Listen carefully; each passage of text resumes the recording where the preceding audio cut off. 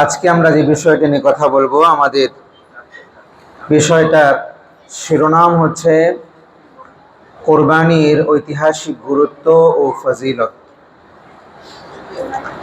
এই বিষয়টা নিয়ে আজকে আমরা কোরআন এবং সুন্নাহ থেকে জানার চেষ্টা করব। সময় যদি আমাকে পারমিট করে তাহলে জিলহজের প্রথম 10 দিনের কিছু আমলের কথাও বলবো, পাশাপাশি কোরবানির কিছু মোটা দাগে মাসাইলের কথাও বলবো। আল্লাহ তাআলা সঠিক কথাগুলো আমাকে বলার এবং আমাদেরকে আমল করার তৌফিক দান করুন। সবাই পড়ে আমিন।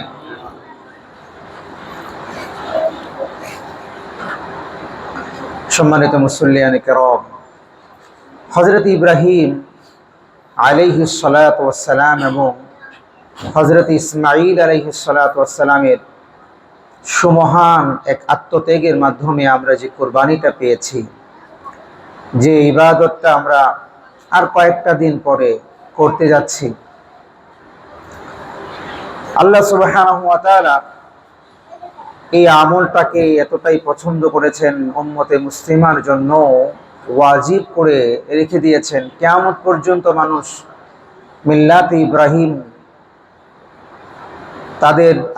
তাদের জাতির পিতা ইব্রাহিম আলাইহিস সালাতু ওয়াস সালাম এবং তার সন্তান ইসমাঈল আলাইহিস সালাতু ওয়াস সালামকে স্মরণ করবে এবং তাদের যে আত্মত্যাগ, এই আত্মত্যাগের যে বিবরণ সেটা জানবে এবং নিজেরা উদ্বুদ্ধ হবে, আল্লাহর রাহে নিজের জীবনকে বিলিয়ে দেওয়ার মানসিকতা তৈরি করবে।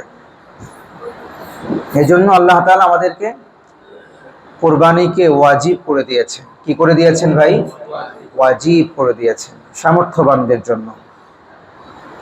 কিন্তু এই যুগে যুগে একদম আদম আলাইহিস সালাতু ওয়াস সালাম থেকে নিয়ে মুহাম্মদ রাসূলুল্লাহ সাল্লাল্লাহু আলাইহি ওয়াসাল্লাম পর্যন্ত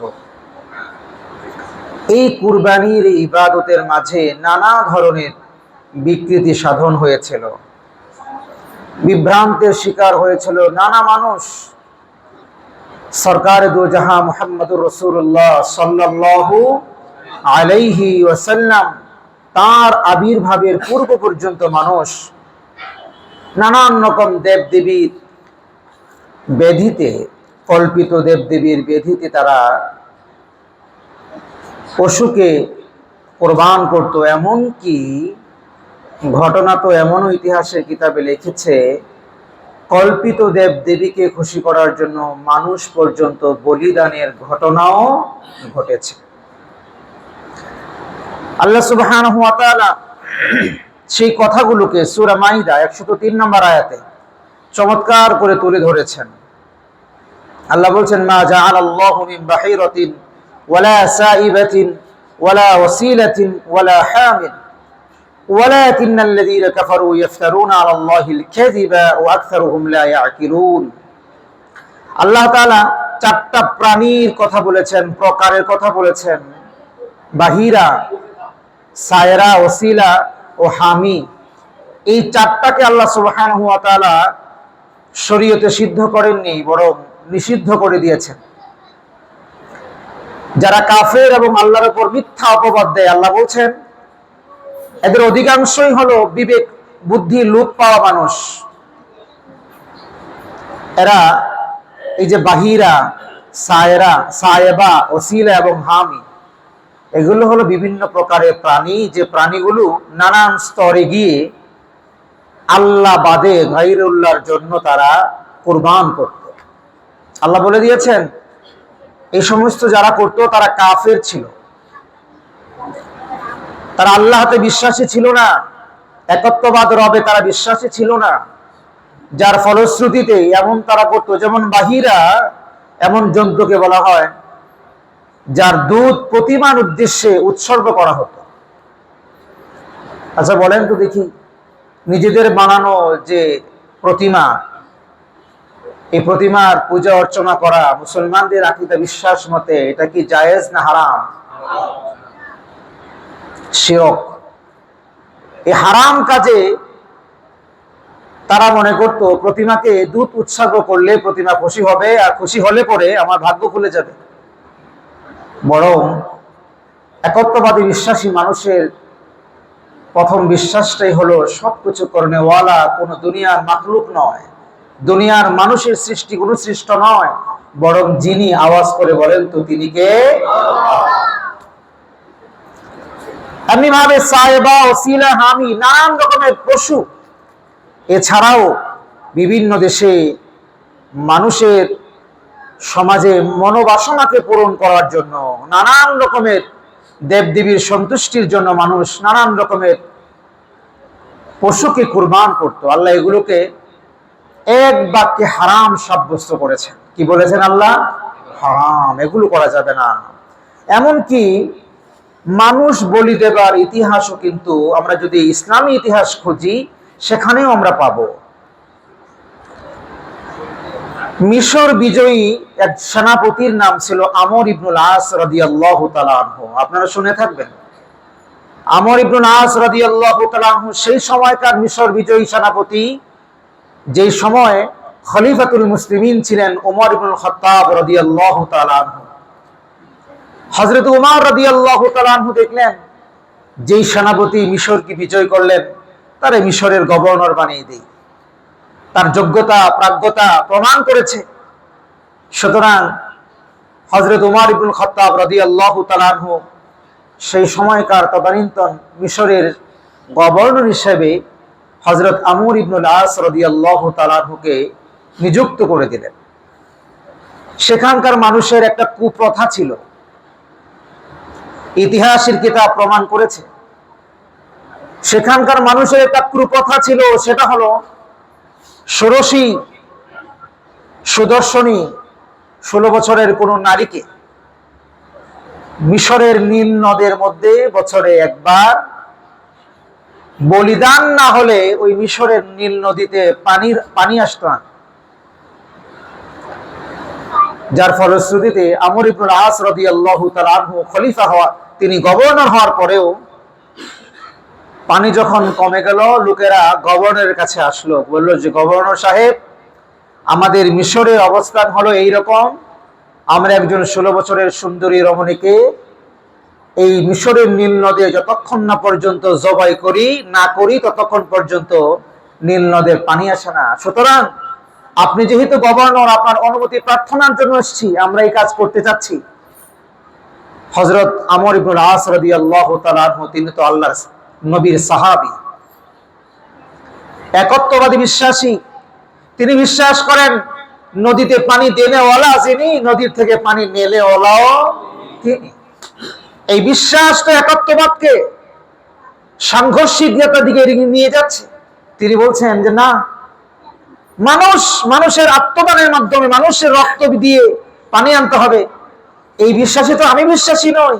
সুতরাং যতক্ষণ না পর্যন্ত খলিফাতুল মুসলিমিন ওমর ইবনুল খাত্তাব রাদিয়াল্লাহু তাআলা আনহুকে আমি জিজ্ঞেস না করব, ততক্ষণ পর্যন্ত এই কাজ তোমরা করতে পারবে না। চিঠি লেখা হলো, ওমর ইবনুল খাত্তাব রাদিয়াল্লাহু তাআলা আনহুর কাছে বিবরণ পুরোটা লিখে ওমর ইবনুল খাত্তাব রাদিয়াল্লাহু তাআলা আনহু পাল্টা চিঠি লিখলেন।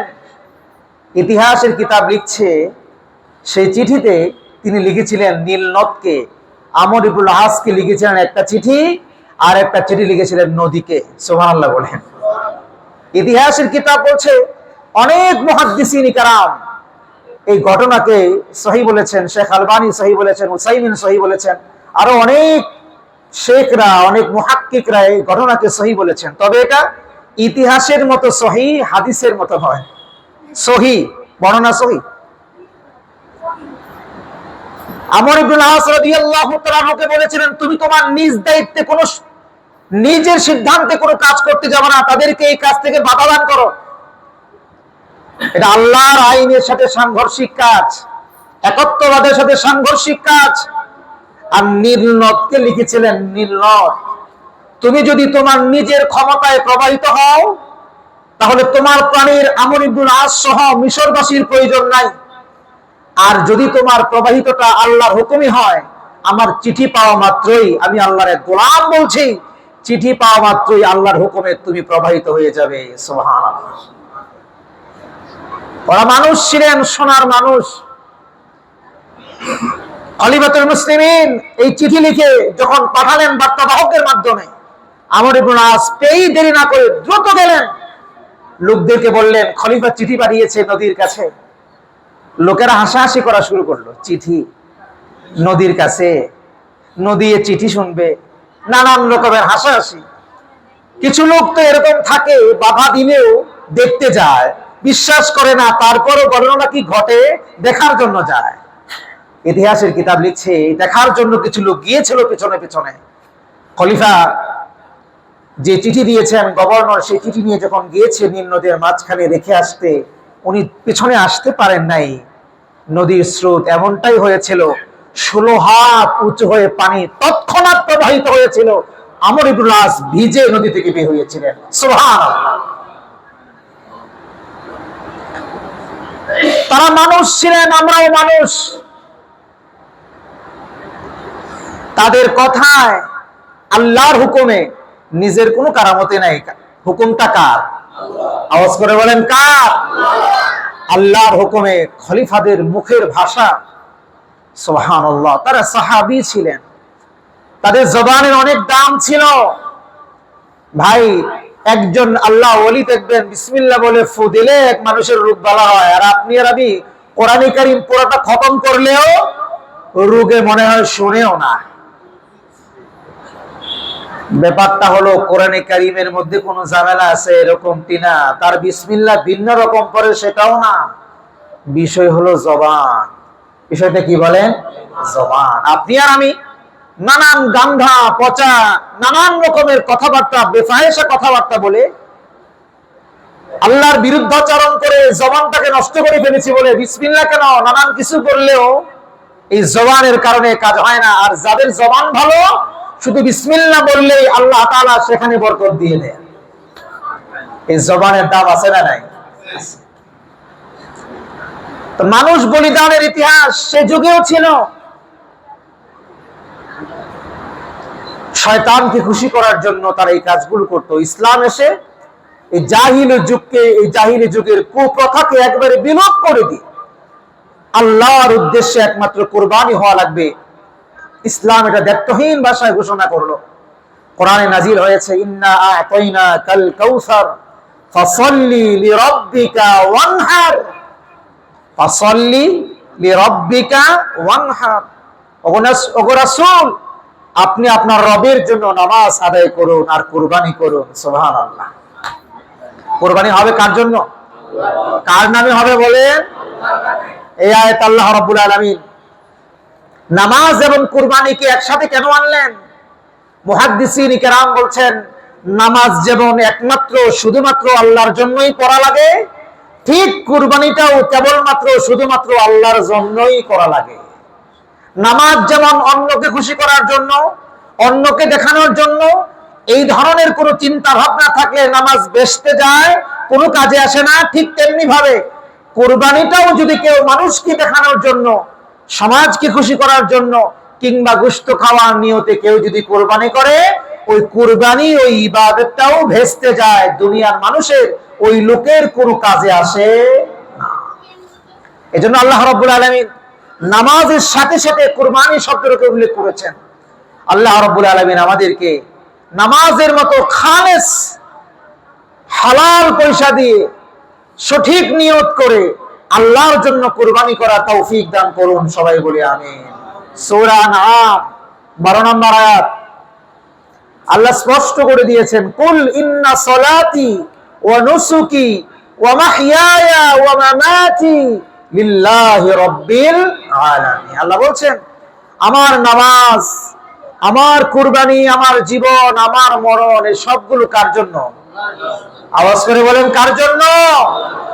ভাই, নামাজ যেমন আল্লাহর জন্য পড়া লাগবে, হায়াত যেমন আল্লাহই দান করেন, মরণ থেকে দুনিয়ার কোন মানুষ যেমন বাধা দান করতে পারে না, মরণ চলেই এসে আল্লাহই দেন, একই রকম ভাবে কুরবানির ইবাদতটাও আল্লাহর জন্যই করা লাগবে। আজকাল তো নানান ধরনের মানুষ এই কুরবানির উপর, ইসলামের এই কুরবানির উপর নানা রকমের প্রশ্ন আরোপিত করতে চায়। তারা সমাজের বুদ্ধিজীবী। তারা সমাজের কি বলেন? বুদ্ধিজীবী। আমরা তো প্রায় সময় বলি এরা আসলে বুদ্ধিজীবী নয়, যারা আল্লাহর ইবাদতের সামনে প্রশ্ন করতে চায় তারা বরং বুদ্ধি প্রতিবন্ধী। কথা কন না ঠিক কিনা? এরা কি বুদ্ধিজীবী না বুদ্ধি প্রতিবন্ধী? এরা কি বলে জানেন? বলে যে এই বছরে লক্ষ লক্ষ টাকা খরচ করে কুরবানি করে কি লাভ? এগুলোতে বাংলাদেশের অর্থনীতি হুমকির মধ্যে পড়বে। এক নাম্বার কথা, তারা এটা বলে। নানান রকমের মানুষ, আপনি কান পাতলেই শুনবেন, খোঁজ নিলেই আপনি দেখবেন যে লক্ষ লক্ষ টাকা, কোটি কোটি টাকা নষ্ট করে কুরবানি করার কি প্রয়োজন? এটা বাংলাদেশের অর্থনীতি হুমকির মধ্যে পড়ে, নাম্বার ওয়ান। দুই নম্বরে তারা বলে লক্ষ লক্ষ এই পশু জবাইয়ের মাধ্যমে এই জানোয়ার বাংলাদেশে ঘাটতিতে পড়ে যায়। কি দরকার লক্ষ লক্ষ জানোয়ার জবাই করা? এতে করে পশু ঘাটতিতে পড়ে। দুই নাম্বার। তিন নম্বরে তারা বলে এত টাকা কোরবানির মাধ্যমে নষ্ট না করে, পশু সম্পদ নষ্ট না করে যদি এইগুলো মিসকিনকে, গরিবকে টাকাগুলো বিলিয়ে দেওয়া যেত, তাইলে তো গরিব মিসকিনের অনেক লাভ হতো। কথাগুলো শুনতে বড় চমকপ্রদ, কি বলেন ঠিক না? কথাগুলো শুনতে বড় চমকপ্রদ, কিন্তু আসলে মাকসাদ কিন্তু ভিন্ন। তারা ছলে বলে কৌশলে মহান ইবাদত, এই ইবাদতটাকে মানুষ থেকে একটা আলাদা মনোভাব তৈরি করবার জন্য এই কাজগুলো তারা করবার চেষ্টা করছে, আজ থেকে নয়, অনেক বছর আগে থেকে। আমি যদি আপনাকে একটা একটা করে অভিযোগের জবাব দিই, আমি আমার মতো করে দিই, আমি ছোট মানুষ, আমার অ্যানালাইসিস যদি আমি ছোট্ট করে জবাব দিই, এই জবাবের উত্তর তারা কোথায় পাবে আমার তো জানা নাই। এক নম্বর জবাব যদি আমি দেই, আমি অর্থনীতির ছাত্র, অর্থনীতি আমার কিছু পড়াশোনা আছে, অর্থনীতি সম্পর্কে আমার কিছু পড়াশোনা থাকার কারণে অর্থনীতির একটা বেসিক মূলনীতি হলো যে বস্তুর ব্যয় বৃদ্ধি পায় এই বস্তুর উৎপাদনও বেড়ে যায়। যে বস্তুর কি হয়, ব্যয় বৃদ্ধি পায়, এই বস্তুর উৎপাদন কি হয়, বেড়ে যায়। এটা হলো অর্থনীতির একটা স্বতঃসিদ্ধ ফর্মুলা। দেখেন এই যে গরু, মহিষ, ছাগল, ভেড়া আমরা যে প্রতি বছর কুরবান করছি, শুধু কুরবানি না, আপনি পশু যেখানে গোশত বিক্রি হয় কোনোদিন মনে হয় বাকি থাকে না যে পশু জবাই করা গোশতের জন্য। কি বলি ভাই, ঠিক না? ঠিক। এই যে জবাই হচ্ছে, দেখেন তো গরু, ছাগল, মহিষ এগুলো কমে গিয়ে কোন বছর কি এমন হয়েছে এই বছর গরুর না থাকার কারণে, ছাগল না থাকার কারণে, ভেড়া, মহিষ, দুম্বা না থাকার কারণে মুসলমান কমিউনিটিতে কুরবানি করতে পারে নাই? এমনটি হয়েছে? বলেন হয়েছে? পক্ষান্তরে যদি আমি বলি ঘোড়া, এই ঘোড়া মানুষ জবাই করে খায় না। এই ঘোড়া মানুষ জবাই করে না খাওয়ার পরেও বাংলাদেশে ঘোড়া গুনতে হলে আপনার আঙ্গুল লাগবে, ক্যালকুলেটর দরকার নাই, কম্পিউটারের প্রয়োজন নাই। কথা বলেন ঠিক কিনা? আঙ্গুল দিয়ে আপনি ঘোড়া গুনতে পারবেন কয়টা গ্রামে কয়টা ঘোড়া আছে। এই যে ঘোড়া জবাই করা হচ্ছে না, এই যে ঘোড়ার কোনো কাজ নাই, ঘোড়া নষ্ট করা হচ্ছে না, কোথায় ঘোড়ার প্রজনন? ব্যাপারটা হলো যে জিনিসের ব্যয় বেড়ে যায় এই জিনিসের আয়, উৎপাদন বেড়ে যায়। এটা বাড়ান যিনি, তিনি কে? জোরে বলেন কে? আমরা দেখতে পাই কুকুর, বিড়াল তারা প্রসব করে সর্বনিম্ন 3টি, 7টি, 8টি পর্যন্ত তারা প্রসব করে। ভাই সত্য না মিথ্যা? ভাই সত্য। পক্ষান্তরে গরু, ছাগল একটা, সর্বোচ্চ কখনো 2টা, ঠিক না? এটা রেয়ার কেস, 3টা রেয়ার কেস নাই মনে হয়, 1, 2, একটাই বেশি, কখনো কখনো 2টা হয়। দেখেন তো এই যে কুকুর, এই যে বিড়াল, যে পশুগুলো আমরা আমাদের সমাজে মুসলমানরা খায় না, জবাই করে না, নষ্ট করে না, কই এরা? এই যে 3টা করে, 7টা করে, 6টা করে হচ্ছে, আর একটা করে গরু, একটা করে ছাগল হচ্ছে। সুবহানাল্লাহ, প্রতি বছর জবাই হচ্ছে, লক্ষ লক্ষ জবাই হচ্ছে শুধু বাংলাদেশে। পুরো মুসলিম কমিউনিটি বাদ দিলাম, শুধু বাংলাদেশে কোন বছর তো এমন যায় নাই যে গরুর কারণে মুসলমান জবাই করতে পারে নাই। যিনি বাড়িয়ে দেন তিনি কে? আর একটু জোরে বলেন তিনি কে? আল্লাহ।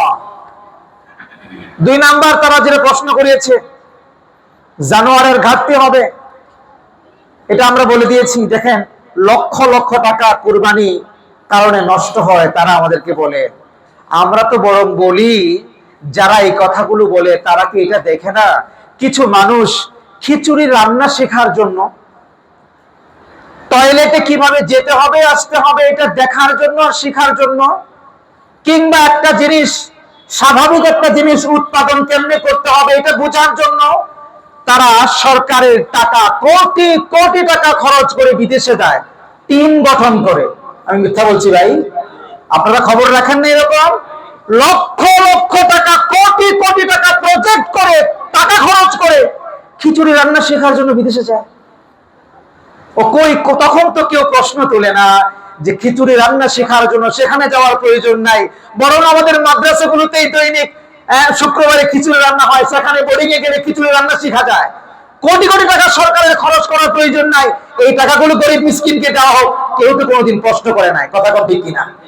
বোঝা গেল তারা মুসলমান কমিউনিটির ওই ইবাদতের বিরুদ্ধে, বরং এটা নয় যে টাকাগুলো মিসকিনকে দেবার পক্ষে। কথা কোন ঠিক কিনা? হ্যাঁ। তারপরে দেখেন এই অভিযোগগুলো তারা করে।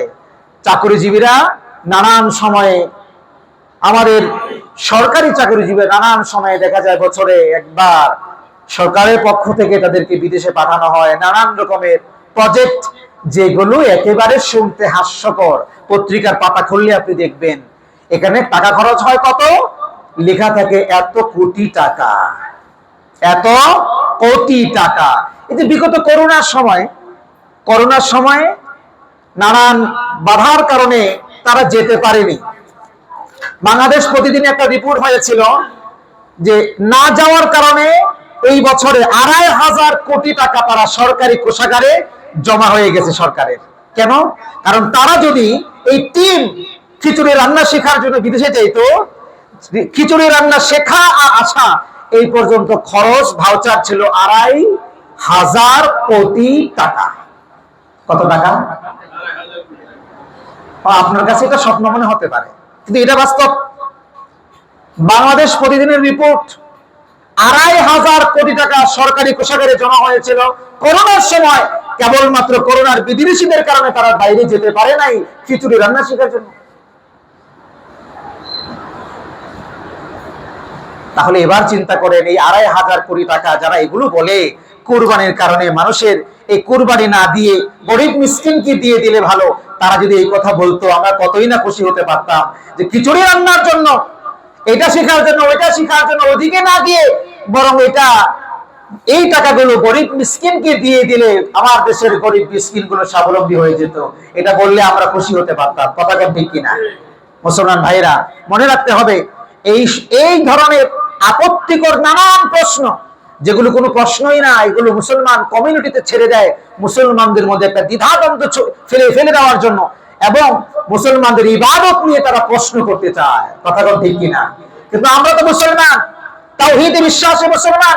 আমরা জানি যে ইবাদতে কি হবে না হবে সেটা নয়, বরং ইবাদত দিয়েছেন যিনি, তাওহীদে বিশ্বাসী হলে ইবাদত করতে হবেও তার জন্য। কথা ঠিক কিনা? যা হয় হোক, আমরা ইবাদত করব কার জন্য? আওয়াজ করে বলেন, কার জন্য?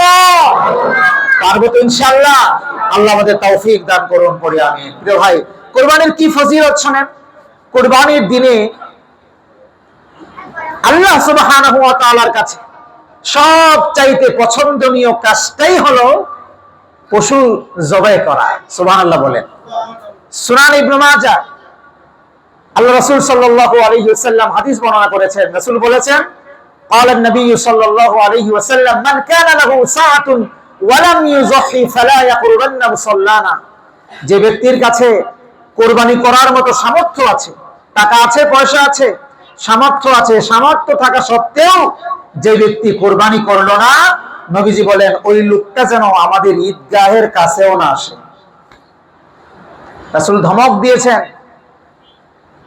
আমাদের কমিউনিটিতে অনেক মানুষ তো এরকম আছে, আমরা প্রায়শই কথা বলি যে বছর গরু কুরবানি দিতে পারবে না বলে তিনি খাসিও কুরবানি দেন না।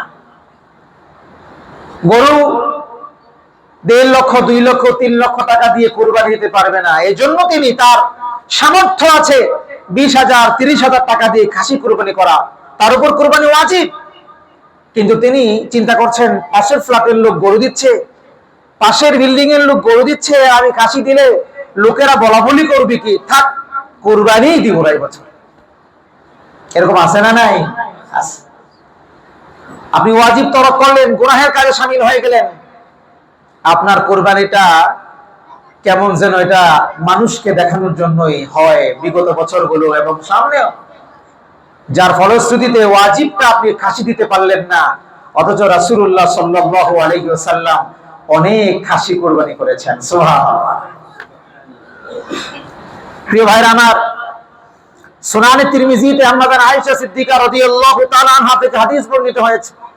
আন আয়েশা قالت قال رسول الله صلى الله عليه وسلم ما عمل آدمي من عمل يوم النحر أحب إلى الله من إهراق الدم إنه ليأتي يوم القيامة بقرونها وأشعارها وأزلافها وأن الدم لا يقع من الله بمكان قبل أن يقع من الأرض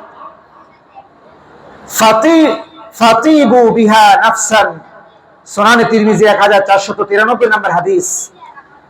আল্লাহর হাবিব সাল্লাল্লাহু আলাইহি ওয়াসাল্লাম বলেন, কুরবানের দিন রক্ত প্রবাহিত করা, জবাই করা, পশু জবাই করা অপেক্ষা আল্লাহ তাআলার নিকট অধিক প্রিয় কোনো আমল নাই। নিশ্চয়ই কিয়ামতের দিন এই কুরবানি দাতা যিনি কুরবানি দিচ্ছেন তার পাল্লার মধ্যে, মিজানের পাল্লার মধ্যে কুরবানি পশুর এবং তার শিং, তার পশম, তার খুর এই সব উপস্থিত হবে। এক রক্ত মাটিতে এক ফোঁটা পড়ার আগেই দুনিয়াতে আল্লাহ সুবহানাহু ওয়া তাআলা বিশেষভাবে এই কুরবানিকেও কবুল করেন, তার উজরত আল্লাহ দান করে দেন। সুবহানাল্লাহ। তাকে আল্লাহ তাআলা ফল দিয়ে দেন, এই কুরবানির যে সওয়াব আল্লাহ তাআলা দান করে দেন। রাসূল বলেন, সুতরাং দুনিয়ার মানুষ তোমরা সানন্দে কুরবানি করো। আবু সাঈদ খুদরি রাদিয়াল্লাহু তাআলা আনহু থেকে হাদিস, রাসূল করিম সাল্লাল্লাহু আলাইহি ওয়াসাল্লাম আম্মাজান ফাতেমা রাদিয়াল্লাহু তাআলা আনহাকে কুরবানির সময় ডাকতেন, ডেকে বলতেন, ফাতেমা আসো আসো, কুরবানির সময় কাছে আসো, জবে হওয়ার সময় তুমি কাছে থেকে দেখো। কেন? কারণ যখন পশু কুরবানি করা হয়, কুরবানি পশুর এক ফোঁটা রক্ত জমিন থেকে জমিনে পড়ার সাথে সাথে আল্লাহ সুবহানাহু ওয়া তাআলা যে যার পক্ষ থেকে কুরবানি হচ্ছে তার জীবনের গুনাহগুলো আল্লাহ মাফ করে দেন। সুবহানাল্লাহ। ফাতেমা রাদিয়াল্লাহু তাআলা জিজ্ঞেস করেছেন, ও আল্লাহর নবী, এটা কি শুধু নবী পরিবারের জন্য খাস নাকি উম্মতে মুসলিমা সবার জন্য আম? রাসূলুল্লাহ সাল্লাল্লাহু আলাইহি ওয়াসাল্লাম বলেছেন, ফাতেমা, এটা আমাদের নবী পরিবারের জন্য শুধু খাস নয়, বরং কিয়ামত পর্যন্ত সমস্ত উম্মতে মুসলিমার জন্য এটা আম। যারাই যাদের পক্ষ থেকে আল্লাহর জন্য কুরবান করবে তারা তাদের পশুগুলো যখন জবে করবে, জবের কৃত পশুর ফোঁটা জমিনে পড়ার আগে আল্লাহ তাআলা তার জীবনের গুনাহগুলোকে মাফ করে দিবেন। সুবহানাল্লাহ। হযরত যায়েদ ইবনে আরকাম রাদিয়াল্লাহু তাআলা আনহু থেকে বর্ণিত মিশকাত শরীফের হাদিস আসছে, নবীজির এক সাহাবী জিজ্ঞেস করলেন, ওগো আল্লাহর নবী, কুরবানি এটা কি? قال أصحاب رسول الله صلى الله عليه وسلم يا رسول الله ما هذه الأضاحي؟ ওগো আল্লাহর নবী, কুরবানি এটা কি? قال رسول الله صلى الله عليه وسلم سنة أبيكم إبراهيم عليه السلام। নবীজি আমার বলেছিলেন, সাহাবীরে, এটা তোমাদের পিতা ইব্রাহিম আলাইহিস সালাতু ওয়াস সালামের সুন্নাহ। قالوا فما لنا فيها يا رسول الله। জিজ্ঞেস করেছিলেন, ওগো আল্লাহর নবী, এই যে কুরবানি, এই কুরবানিতে আমাদের জন্য কি রয়েছে, কেন আমরা কুরবানি করব, লাভটা কি? ক্বালা বিকুল্লি শারাতিন হাসানাহ। আল্লাহর নবী বললেন, এর প্রতিটি পশমের বিনিময়ে আল্লাহ তোমাকে সওয়াব দান করবেন, বিনিময়ে সওয়াব দান করবেন। সুবহানাল্লাহ। ক্বালু ফাসাফি ইয়া রাসূলুল্লাহ। সাহাবায়ে কেরাম জিজ্ঞেস করেন, আল্লাহর নবী, কিছু পশু তো আমরা এমনও পাই যে পশুর একটা একটা করে আলাদা পশম করা মুশকিল, গুচ্ছ গুচ্ছ পশম, ভেড়া, দম্বা, এগুলোতে গুচ্ছ গুচ্ছ পশম থাকে অনেক ক্ষেত্রে।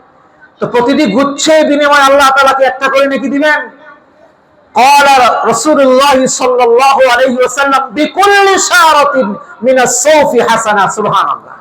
রাসূল বলেন ওই যে গুচ্ছ, ওই গুচ্ছটার ভিতরে যে প্রত্যেকটা আলাদা আলাদা করে পশম আছে, প্রতিটি পশমের বিনিময়ে আল্লাহ সুবহানাহু ওয়া তাআলা তোমাকে একটা করে নেকি দান করবেন। সুবহানাল্লাহ। প্রিয় ভাইরা আমার, এই জন্য এই কুরবানি আমাদের করা উচিত। এই কুরবানি হালাল সম্পদ থেকে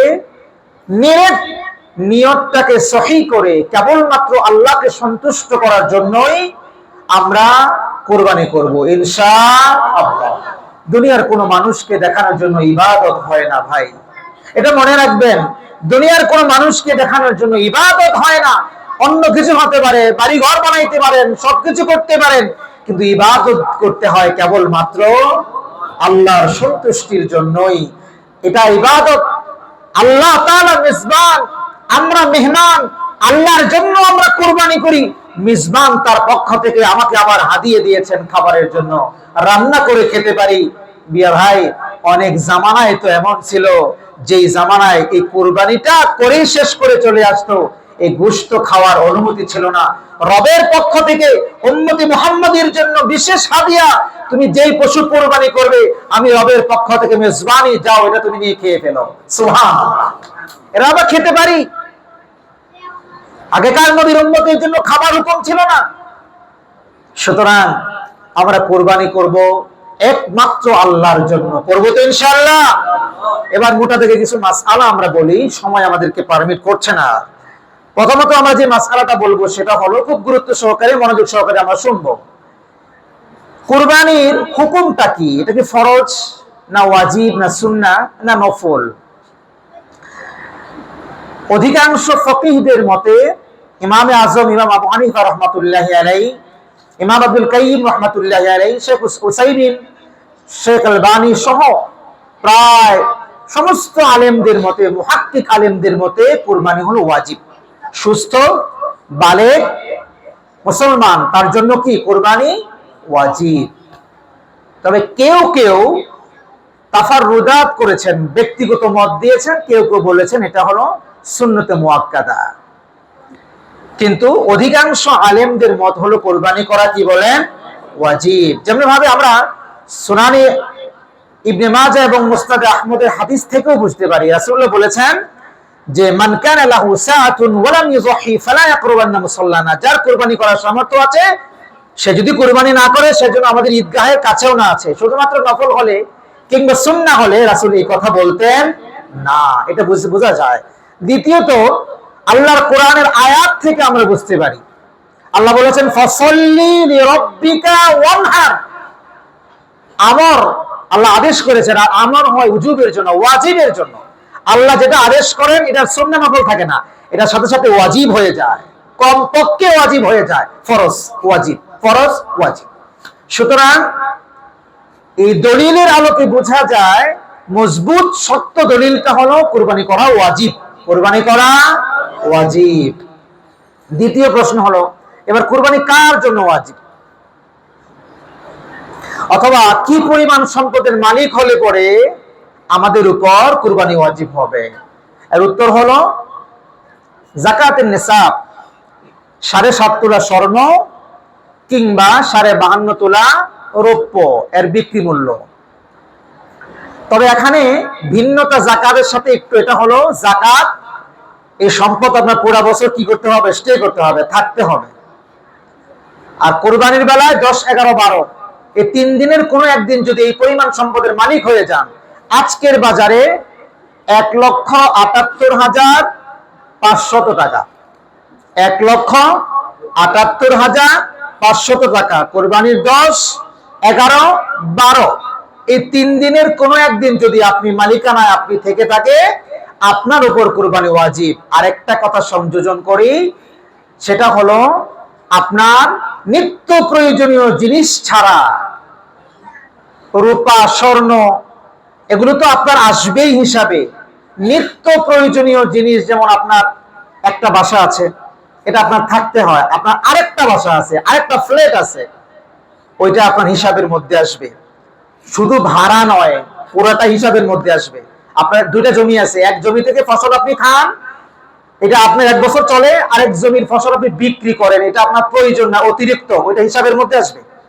এটা কি আসবে? হিসাবের মধ্যে আসবে।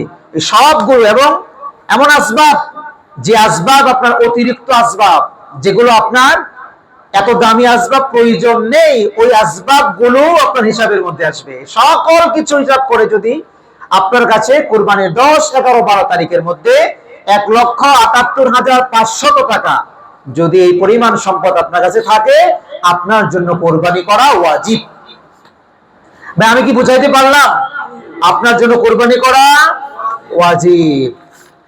তারপরে তৃতীয় প্রশ্ন, কোন কোন পশু দ্বারা কোরবানি করা যাবে? এটা আমরা জানি, আমরা যেহেতু মুসলমান কমিউনিটির মানুষ, তারপরেও বলছি উট, গরু, ছাগল, মহিষ, ভেড়া, দুম্বা, এগুলো দিয়ে কি কোরবানি করা ওয়াজিব, কোরবানি করা যায়, যেগুলো কোরআনের ভাষায় বাহিমাতুল আনআম বলা হয়েছে। এগুলো বয়স হলো উটের 5 বছর হওয়া লাগে, গরু মহিষের 2 বছর হওয়া লাগে। আমরা অনেক সময় দাঁত দেখি, দাঁত গুরুত্বপূর্ণ নয়, বয়স গুরুত্বপূর্ণ। মনে রাখবেন, কোন পশুর যদি দাঁত না হয়, বয়স যদি হয়, কোরবানির উপযুক্ত, কোরবানির উপযুক্ত, এটা মনে রাখবেন। ছাগল, ভেড়া, দুম্বা 1 বছর, ছাগল, ভেড়া, দুম্বা 1 বছর। এখানে একটা কথা বলা যেতে পারে, সেটা হলো ভেড়া এবং দুম্বা যদি 6 মাসের অতিরিক্ত হয়, 1 বছরের পালের সাথে ছেড়ে দিলে মোটা তাজায় যদি দেখা যায় 1 বছরের মতো, তাহলে দেওয়া যাবে। কিন্তু ছাগলের বেলায় ভিন্ন কথা, ছাগল যদি 1 বছরের 1 দিনও কম হয়, কোরবানি করা যাবে না। ছাগল কতদিন হওয়া লাগবে? 1 বছরই হওয়া লাগবে। এটা ভুল কনসেপ্ট হয়েন না, নিয়েন না যে ভেড়া এবং দুম্বা কেবলমাত্র 6 বছরের অতিরিক্ত হলে, 1 বছরের পালে ছেড়ে দিলে যদি দেখা যায় মোটামুটি তফাৎ করা যায় না, কাছাকাছি মনে হয়, কোরবানি চলে যাবে, কোরবানি হয়ে যাবে। কিন্তু ছাগলের বেলায় ভিন্ন, যতই মোটা তাজা হোক না কেন, যত কিছুই হোক না কেন, এটা বয়স কতদিন লাগবে? 1 বছর লাগবে। 1 বছরের কমে হলে ছাগল দিয়ে কোরবানি করা যাবে না। চতুর্থ প্রশ্ন হলো, কি কি দোষ থাকলে কোরবানি করা যায় না কোরবানির পশুতে? গুরুত্বপূর্ণ প্রশ্ন। রাসূলুল্লাহ সাল্লাল্লাহু আলাইহি ওয়াসাল্লাম মোটা দাগে 4টা দোষের কথা বলেছেন। কয়টা প্রশ্ন? কয়টা দোষ? 4টা দোষের কথা বলেছেন। এই 4 ধরনের দোষ যদি আপনার পশুতে থাকে, তাহলে আপনার পশুর কোরবানি হবে না। সেটা কি? রাসূল বলেছেন, আল আরজাউল বাইয়িনু তালউহা, এমন পশু যেটা লেংরা, খোরা, হাঁটতে পারে না, হেঁটে হেঁটে জবাই, যেখানে আপনি জায়গা জবাই করবেন এই জায়গা পর্যন্ত যেতে পারে না, এই পশু দিয়ে কোরবানি করা যাবে না। 2 নম্বর রাসূল বলেছেন, আল আওরাউল বাইয়িনু আওরুহা, এমন পশু যেটা অন্ধ, চোখে দেখে না, এই পশু দিয়ে কোরবানি করা যাবে না। আর 3 নম্বর রাসূল বলেছেন, আল মারিদাতুল বাইয়িনু মারদুহা, এমন পশু যেটা রোগাক্রান্ত, এমন রোগাক্রান্ত, রুগ্ন, এই রুগ্ন পশু দিয়ে কোরবানি করা চলবে না। 4 নম্বর রাসূল বলেছেন, আল কাসীরাতুল লাতী লা তুনকি, এমন দুর্বল পশু যার হাড়ের মজ্জা পর্যন্ত শুকিয়ে গেছে, বয়স হইতে হইতে এটা মানে একেবারে শুকিয়ে গেছে, হাড়ের যে রস, এ রস পর্যন্ত শুকিয়ে গেছে, এত বৃদ্ধ, এত বয়স্ক, এত দুর্বল হয়ে পড়ছে, এমন পশু দিয়েও কোরবানি করা জায়েজ নাই, কোরবানি করা যাবে না। তাহলে এই 4 ধরনের, মোটা দাগে 4 ধরনের দোষ যদি কোনো পশুতে থাকে, সেগুলো কোরবানি করা যাবে না। 5 নাম্বার হলো, এক পশুতে কতজন মানুষ শরীক হইতে পারে? এটা নিয়ে আমাদের সমাজে নানান কথাবার্তা চলে, কোরবানি আসলেই পড়ে। তবে ইনসাফ ভিত্তিক কথা হলো এটা, এক পশুতে আপনি চেষ্টা করবেন একাই দেওয়ার জন্য, এক পশুতে আপনি চেষ্টা করবেন কি একা দেওয়ার জন্য। যদি আপনার সামর্থ্য থাকে গরু, দেন গরু। যদি আপনার সামর্থ্য গরু না থাকে, দেন খাসি।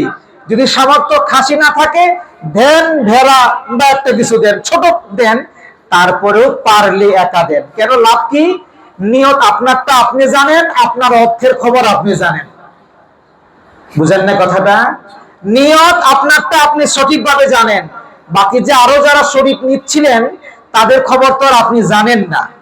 ঘটনাটা হলো এই জায়গায়, যেহেতু আপনি আপনার নিয়তের খবর জানেন এবং আপনার টাকার উৎসের খবর জানেন। সুতরাং আপনার উচিত হবে, প্রথম উচিত প্রায়োরিটি হলো একা কুরবানি দেওয়া, প্রথম প্রায়োরিটি। সেটা যদি আপনার গরুতে সম্ভব হয় গরু দিবেন, যদি ষাঁড় সম্ভব না হয় বগিন দিবেন, যদি সেটাও সম্ভব না হয় ছাগল দিবেন, তাও না হলে ভেড়া দিবেন, কুরবানি তো আদায় হবে, কোনো অসুবিধা নাই। কিন্তু এখানে আরেকটা কথা আছে, যদি শরীকে কুরবানি দেওয়ার চান তাহলে এমন মানুষদেরকে শরীকে নেওয়া লাগবে যে মানুষ সম্পর্কে আপনি জানেন এই লোকের অর্থের উৎস সঠিক, অর্থের উৎস কি সঠিক, এবং এই লোক নামাজি এবং নিয়তের ব্যাপারে সহিহ, এটা জেনে নিতে হবে। তাহলে কেবল বড় পশুতে 7 শরীক পর্যন্ত জায়েজ আছে, 7 শরীক পর্যন্ত জায়েজ আছে। তবে আমি সাজেস্ট করব ব্যক্তিগতভাবে, আপনি 7 শরীকে না গিয়ে একটা ছাগল দেন, 7 শরীকে না গিয়ে কি করেন, একটা ছাগল দেন, কোনো অসুবিধে নাই। আপনার একার কুরবানি আল্লাহর কাছে কবুল হলেই হলো, এটা ইবাদত কবুল হয়ে গেছে। কি বলেন, ঠিক না বেঠিক? আল্লাহ আমাদেরকে বুঝার তৌফিক দান করুন, পড়ি আমিন। এখানে আমরা একটা ভুল করি, সে ভুলটা হলো আমরা অমুকের নামে কুরবানি দেই না, যে ভাই এটা আমার নামে, ওটা ওনার নামে, ওটা ওনার নামে, এরকম কুরবানি দেই না, এরকম করি। এটা আসলে আমাদের নিয়ত ঠিকই আছে, কিন্তু বলতে আমরা ভুল করি হয়তো। সেটা হলো আমরা আমাদের নামে কুরবানি দিব না, কুরবানি দিব কার নামে ভাই? আওয়াজ করে বলেন, কার নামে? হ্যাঁ, আমরা যেটা করব আমাদের পক্ষ থেকে দিব, আমাদের আব্দুর রহমানের পক্ষ থেকে। কার নামে? একথা মনে থাকবে তো? একথা মনে থাকবে তো ইনশাআল্লাহ? আমরা অনেক সময় লিস্ট ধরাই, ইমাম সাহেবরা যখন কিংবা মাদ্রাসার ছাত্ররা যখন জবাই করতে আসে, কিংবা আমরাই যখন জবাই করি, তখন সাদা কাগজে বিশাল লিস্ট করি 7 জনের, যে অমুক অমুক অমুক অমুক। এগুলো পড়তে হবে না ভাই, এগুলো কোনো দরকার নেই। কে কার পক্ষ থেকে কুরবানি দিচ্ছে এটা তো আল্লাহ জানেন, তো না জানেন না ভাই? এতটুকু না জানলে তিনি আল্লাহ হন কেমনে? কি কন, ঠিক না? আল্লাহ সব জানেন বলেই, ক্ষমতা আছে বলেই তো তিনি আল্লাহ, ঠিক না? তিনি তো ঘুমানো না, তিনি তো তন্দ্রাও যান না, তিনি তো আমার আল্লাহ। সুতরাং আপনি নিয়ত যেটা করেছেন, আপনার নিয়তের খবর আল্লাহ জানে। এই জন্য ওখানে গিয়ে আপনার এগুলো পড়তে হবে না, যেটা পড়তে হবে বিসমিল্লাহি আল্লাহু আকবার, এটা পড়তে হবে, আর বাকিগুলো পড়তে হবে না। আল্লাহ তাআলা আমাদেরকে বুঝার তৌফিক দান করুন। 6 নাম্বার হলো যে কোরবানির গোশতগুলোকে কত ভাগ করা লাগবে। এটা নিয়ে আমাদের সমাজে অনেক ধরনের কথা থাকে, যে 3 ভাগ করাই লাগবে, আমরা জানি এরকম দিক। কিংবা অনেক এলাকায় এরকম আছে যে এলাকায় সমাজ বলে একটা কথা থাকে, ওই সমাজে কোরবানির 3 ভাগের 1 ভাগ গোশত দিয়ে দিতে হয়, না দিলে তাকে খারাপ চোখে দেখা হয়। বা এরকম আছে না? অনেক জায়গায় আছে, অনেক গ্রামে পাবেন, শহরে আছে কিনা আমার জানা নেই, থাকতেও পারে, তো গ্রামে আছে এরকম। না দিলে পরে খারাপ চোখে দেখে, অথচ তিনি তো আমার কাছে এটা পান না। কথা কন, পান ভাই, পায় না। এখানে বিষয়টা হলো সুন্নাহ, একেবারে সুন্নাহ। কি ধরনের সুন্নাহ? নফল ক্যাটাগরির সুন্নাহ। এটা আপনি 3 ভাগ করবেন, 3 ভাগ করে 1 ভাগ গরিব মিসকিনের জন্য নফল ক্যাটাগরির সুন্নাহ, আরেক ভাগ আত্মীয় স্বজনের জন্য নফল ক্যাটাগরির সুন্নাহ, আরেক ভাগ নিজের পরিবার পরিজনের জন্য নফল ক্যাটাগরির সুন্নাহ। হ্যাঁ, আপনার পরিবার যদি বড় হয়, আপনি একটা খাসি দিয়েছেন মাত্র, আপনার পরিবারের সংখ্যা 30 জন সদস্য, আচ্ছা, এক খাসি 30 জনে খাইলে এক বেলায় তো শেষ হয়ে যাওয়ার কথা, কাছাকাছি, ঠিক না ভাই? আপনি 3 ভাগ করলে তো এক বেলায় আপনার পরিবারই জুটবে না, কোনো প্রয়োজন নেই 3 ভাগ করা। এখানে আপনি পুরোটা যদি খেয়ে ফেলেন, আল্লাহ আপনাকে একবারের জন্য জিজ্ঞেস করবে না কেন তুমি পুরোটা খেয়ে ফেলেছ, জিজ্ঞেস করবেন না। এটা নফল ক্যাটাগরির সুন্নাহ। বরং আমাদের সমাজ থেকে এটাকে উৎখাত করা দরকার। যারা এটা মনে করে যে 3 ভাগের 1 ভাগ না দিলে একে দোষারোপ করে, সমাজের চোখে হেয় করে, এই জায়গা থেকে আমাদেরকে সরে আসা দরকার। হ্যাঁ, গরিবদেরকে আমরা দিব, এটা ভিন্ন জিনিস। গরিব আমার বাসায় আসলে, কিংবা গরিব আমি দেখে আমার আশপাশে যে মহল্লায় লোকগুলো আছে গরিব, এটা তো আমি জানি, তাকে আমি 2 কেজি 3 কেজি 4 কেজি করে তার বাসায় আমি পৌঁছে দিয়ে আসবো, এটা আমার দায়িত্ব। সে যদি কুরবানি করতে না পারে, আমি যেমন কুরবানি গোশত দিয়ে আজকে খাবার রান্না করব, আমার বাসায় কুরবানি গোশত রান্না হবে, তার বাসায় কুরবানি গোশত রান্না হবে না, সে গরিব বলে হতে পারে না। রাসূলুল্লাহ শিক্ষা হলো আপনার এই কুরবানির অংশ থেকে কিছু অংশ গোশত নীরবে নিভৃতে তার বাসায় নিয়ে পৌঁছে দিয়ে আসুন, তার সন্তান নিয়ে অন্তত এক বেলা যেন কুরবানির গোশত দিয়ে ভাত খেতে পারে। এটা হলো শিক্ষা। ওইটা শিক্ষা নয় সমাজে সব গোশত এক জায়গায় যাবে। ও ভাই, আমি যদি আপনাকে প্রশ্ন করি, এই জায়গায় সবার প্রশ্ন, সবার কুরবানি কি হালাল ছিল, সবার কুরবানি কি জায়েজ ছিল, সবার কুরবানির অংশের টাকা কি হালাল অংশ থেকে ছিল, সবার কুরবানি কি হালাল অংশ থেকে এসছে, তাহলে এই যে গোশতগুলো সমাজ এক জায়গায় করলেন, হালাল হারাম সব এক জায়গায় মিশ্রিত করলেন, এখন সব হালাল হারাম একত্র করার পরে এবার যে আপনি সবাইকে দিলেন, ওখানে তো নামাজি মানুষও খাচ্ছে, তারে আপনি কি খাওয়াচ্ছেন? স্বেচ্ছায় আপনি কি খাওয়াচ্ছেন? হারাম অংশ থেকে খাওয়াচ্ছেন। এটা আমরা তো বুঝি না, না বুঝে আমরা এই কাজগুলো করছি। আল্লাহ সুবহানাহু ওয়া তাআলা আমাদেরকে বুঝার তৌফিক দান করুন, পড়ি আমিন। আমরা গরিবকে দেওয়ার বেলায় নিরুৎসাহিত করছি না, ভুল কনসেপ্ট নেবেন না। গরিবকে দেওয়ার বেলায় উৎসাহিত করছি, তবে সমাজে যে সিস্টেম চালু হয়েছে এই সিস্টেমের বেলায় আমরা নিরুৎসাহিত করছি। কারণ নফল কোনো কাজে কেউ ভৎসনা করতে পারে না, নফল কোনো কাজে কাউকে কেউ আদেশ করতে পারে না, নফল কোনো কাজে কেউ কাউকে নির্দেশ দিতে পারে না, কারণ এটা আল্লাহ দেন নাই। যেটা আল্লাহ দেন নাই সেটা আপনি দেওয়ার অধিকার রাখেন না। যেমন ধরেন, কথার কথা, নফল কাজ কি? নফল কাজ, নফল হলো আপনি জুমার সালাত আদায় করার পরে বাদাল জুমা 4 রাকাত পড়ে তারপরে বাসায় যাবেন। এরপরে যদি আপনি 2 রাকাত 2 রাকাত 2 রাকাত করে পড়েন, মাসনা মাসনা করে 2 রাকাত, নফল হবে। এগুলো কি হবে ভাই? নফল হবে। এগুলো পড়লে সওয়াব আছে না ভাই? কেউ যদি আপনাকে বলে, এই বেটা 2 রাকাত 2 রাকাত করে পড়লি না, এটা হলো? বলেন এটা হলো? হ্যাঁ, আপনি 2 রাকাত 2 রাকাত করে পড়বেন কি পড়বেন না এই ব্যাপারে আপনার পূর্ণ স্বাধীন। পড়লে যে আপনি সওয়াব আছে এটা তো আপনি জানেন, কিন্তু কেউ এই নফলের ব্যাপারকে আপনি নির্দেশ করতে পারে না, কারণ আল্লাহ আপনাকে নির্দেশ করেন নাই। করলে লাভ আছে, করলে লাভ আছে। নানান রোজার কথা আমরা বলি, যেমন এই যে কিছুদিন আগে একটা রোজা গেল, 6 রোজা, তাই না? রোজা 6 রোজা গেল না? 6 রোজা, এটা কি ফরজ ছিল ভাই? বলেন না কেন? ফরজ ছিল, ওয়াজিব ছিল, সুন্নত মুআক্কাদা ছিল, নফল টাইপের, কিন্তু ফজিলত আকাশচুম্বী। যে আপনি না রাখলে যদি কেউ এটা বলতো, ও বেটা নামাজ পড়স, রোজা রাখস না, হ্যাঁ আজকে রোজার দিন খাস, এটা বললে এটা খারাপ খারাপ হবে। কেন? এই বর্ছনা দেওয়ার অধিকার আপনি রাখেন না, এটা নফল কাজ। এই নফল কাজে বর্ছনা দেওয়া যায় না, নির্দেশ করা যায় না। নফল কোন ইবাদতে বর্ছনা দেওয়া যায় না, না করলে আর করার জন্য আদেশ করা যায় না। ঠিক তেমনি হবে 3 ভাগ করা সুন্নাহ নফল, এই কাজটা না করলে কেউ বর্ছনা করতে পারে না, করার জন্য কেউ আদেশ করতে পারে না, কিন্তু সমাজ আমাদেরকে আদেশ করে, না দিলে বর্ছনা দেয়। আমি বুঝাইতে পারলাম না বোধহয়? আমি কি বুঝাইতে পারছি ভাই? সুতরাং এইটা ভাঙতে হবে আমাদের সমাজ থেকে। কিন্তু গরিবকে আপনি দিবেন, আগে দিতেন যদি 5 কেজি, পারলে এখন 10 কেজি দেন, কিন্তু সিস্টেমটা সুন্নাহ পদ্ধতিতে যান, সুন্নাহ পদ্ধতিতে যান। আল্লাহ আমাদেরকে তৌফিক দান করুন। তারপরে 7 নম্বর বিষয় হলো, নিয়তের মধ্যে কোনো গরমিল থাকলে কুরবানি হবে কিনা। মানুষ কি বলবে? না, এটা আমরা অবশ্য খোলাসা করে ফেলেছি। বা সমাজকে দেখানোর জন্য যদি কেউ কোরবানি করে, মানুষ কি বলবে এই জন্য যদি কোরবানি করে, ঋণ করে অনেকে কোরবানি করে, নানান কিছু করে মানুষ কোরবানি করে, এগুলো করা তাহলে শুধুমাত্র গোশত খাওয়াটাই হবে, কিন্তু আল্লাহর জন্য কোরবানি করা হবে না, সওয়াব কিঞ্চিত পাওয়া যাবে না। কারণ আমরা বলেছি ইবাদত করতে হয় কার জন্য?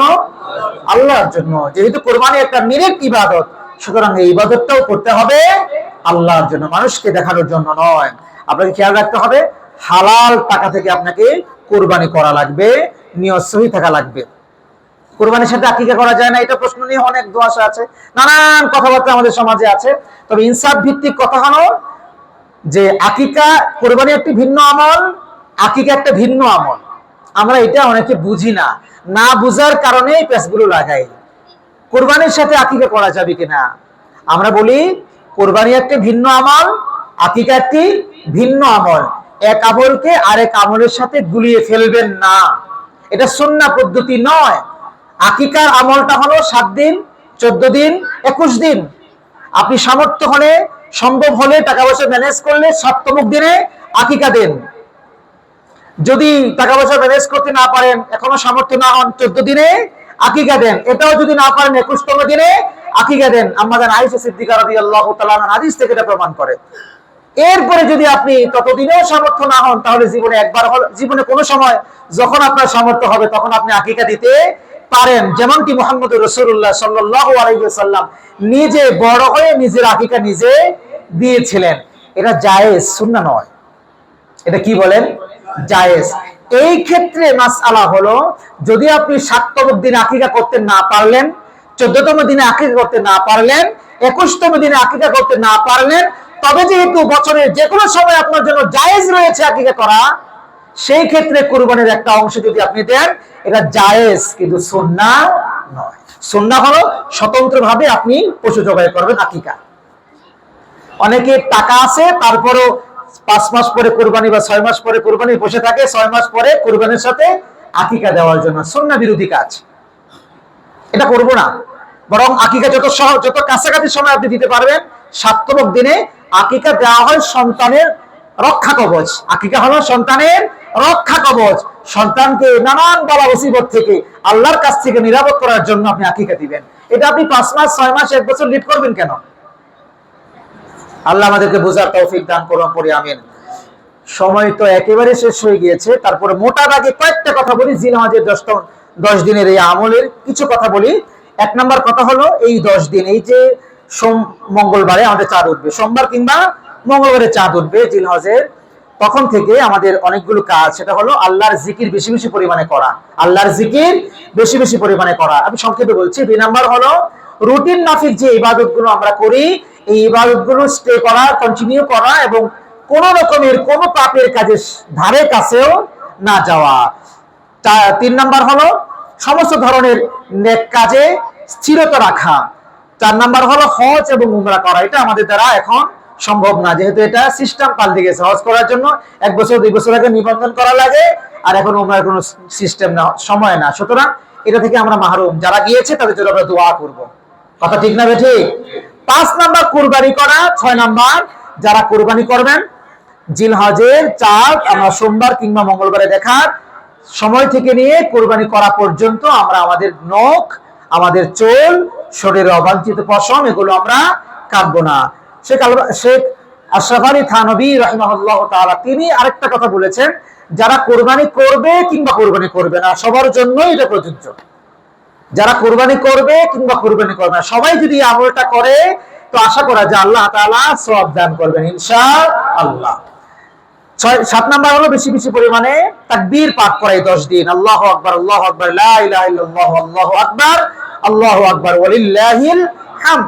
8 নাম্বার হলো আরাফার দিনের ফজর থেকে নিয়ে আইয়ামে তাশরিকের শেষ দিবস অর্থাৎ 13 তারিখ আসর পর্যন্ত তাকবীরে তাশরিক। প্রত্যেক ফরজ নামাজের পরে পুরুষ সশব্দে একবার, মহিলার নিজ কানে শোনা যায় মতো শব্দে একবার। এটা ওয়াজিব, এটা আমরা করব। 9 তারিখ ফজর থেকে নিয়ে 13 তারিখ আসর পর্যন্ত। এটা করার ক্ষেত্রে আমরা একটা জিনিস মনে রাখবো, এখানে আমরা যেমন ইমামকে অনুসরণ করি নামাজের বেলায়, এই তাকবীরের বেলায়ও আমরা ইমামকে অনুসরণ করব। আগে বলবো না। হ্যাঁ, যখন দেখবো কয়েক সেকেন্ড চলে গেছে, ইমাম সাহেব বলতেছেন না, তখন আপনি জোরে করে বলবেন যেন ইমাম সাহেবের মনে হয়ে যায় লোকমা হিসাবে, কিন্তু আপনি আগে বলছেন বাহাদুরি হিসাবে, এই জন্য নয়। আমরা অপেক্ষা করব, ইমাম বলবেন, তারপর আমরা সাথে সাথে বলবো। একবার, কয়বার? একবার। এটা মনে রাখবেন। 9 নম্বর হলো আরাফা দিবসে রোজা রাখা। এই ব্যাপারে আমরা আগামী জুমায় বলবো কোন দিন রোজা। 10 ঈদের দিনে সুন্নাহগুলো পালন করা। ঈদের দিনে সুন্নাহগুলো পালন। আল্লাহ সুবহানাহু ওয়া তাআলা আমাকে এবং আমাদের সবাইকে যে কথাগুলো বললাম, এই কথাগুলোর উপর আমল করার তৌফিক দান করুন।